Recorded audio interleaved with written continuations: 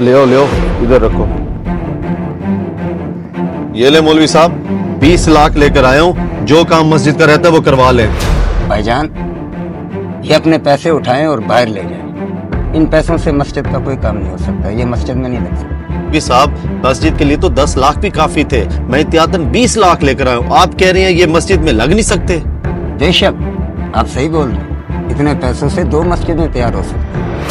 बहरहाल ये पैसे किसी भी मस्जिद में नहीं लग सकते। मौलवी साहब कैसी बातें कर रहे हैं आप? जब पैसे लेने ही नहीं थे तो मस्जिद में चंदे का ऐलान क्यों करवाया? देखें भाई, नमाज का टाइम होने वाला है, अपने पैसे उठाएं, आप जाएं, ये किसी भी मस्जिद पे नहीं लग सकते। जी मौलवी है, चंदा लेने से इनकार कर रहे हैं। मूसा पैसे उठाओ और चलो मतवली से बात करते हैं।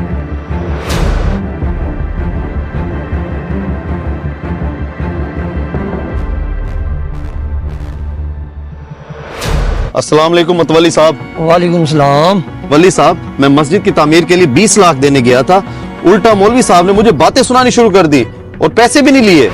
क्या मौलवी साहब ने पैसे नहीं लिए, उल्टा आपको बातें सुनाई हैं? मुजफ्फर भाई, लगता है किसी और से मिलकर आ रहे हैं आप, मस्जिद इमाम से नहीं मिले होंगे आप। हाँ, मैं उनको अच्छी तरह से जानता हूँ, इमाम मस्जिद ही थे। चले मुजफ्फर भाई, चलते हैं मौलवी साहब से जाके पूछते हैं उन्होंने आपको बातें क्यों सुनाई और पैसे लेने से क्यों इनकार किया उन्होंने। वली साहब किस चीज का इंतजार है, चले मेरे साथ। शाहिद भाई आप ऐसा करें, मौलवी साहब को समझाएं, अगर वो नहीं समझते ना आप इमाम साहब चेंज करें। वली साहब मैं पूरे 20 लाख लेकर आया था, मुझे तो ये समझ नहीं आ रही उसने 20 लाख लेने से इनकार क्यों कर दिया। रुके इमाम साहब, बात सुने। जी मतवली साहब, खैर थी?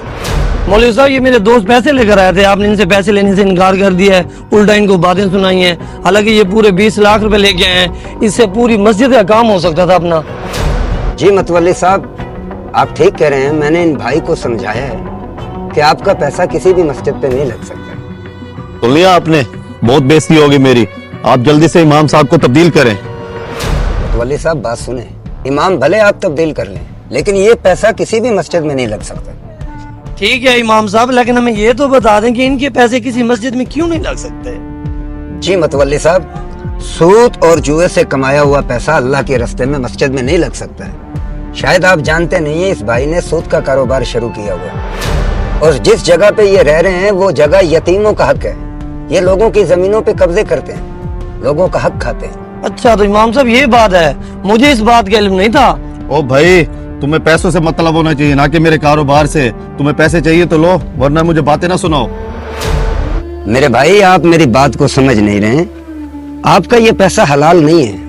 अगर आपने रिस्क हलाल कमा के थोड़ा सा भी अल्लाह के रास्ते में खर्च कर देंगे तो अल्लाह उसका भी अजर देता है, क्योंकि खलूस से दिल से अल्लाह के रास्ते में खजूर का आधा टुकड़ा दे दो तो अल्लाह उसका भी और पहाड़ जितना सवाब देता है। मुजफ्फर भाई, हमारी बातों से नाराज भी मत होना, बेहतर होगा कि ये जिसका पैसा है जाके उनको वापस कर दें, और अभी भी आपके पास वक्त है कि आप हराम को छोड़ के हलाल की तरफ आ जाएं। यकीन माने, हलाल में इतनी बरकत है आपकी सोच भी नहीं जाती वहां तक। आपने बिल्कुल ठीक फरमाया, लेकिन इस तरह तो मेरा सारा कारोबार तबाह बर्बाद हो जाएगा। मेरे भाई, रिज़्क़ का राज़िक अल्लाह है, जो पत्थर में पड़े कीड़े को भी रिस्क देता है। क्या आप ये काम करने से पहले भूखा सोते थे? राज़िक अल्लाह है। ठीक है मौलवी साहब, आज से मैं रिस्क हलाल कमाऊंगा। आओ भाई। अगर आपको हमारा ये मैसेज पसंद आया हो तो सदके जारिया समझकर इसको जरूर शेयर करें। शुक्रिया।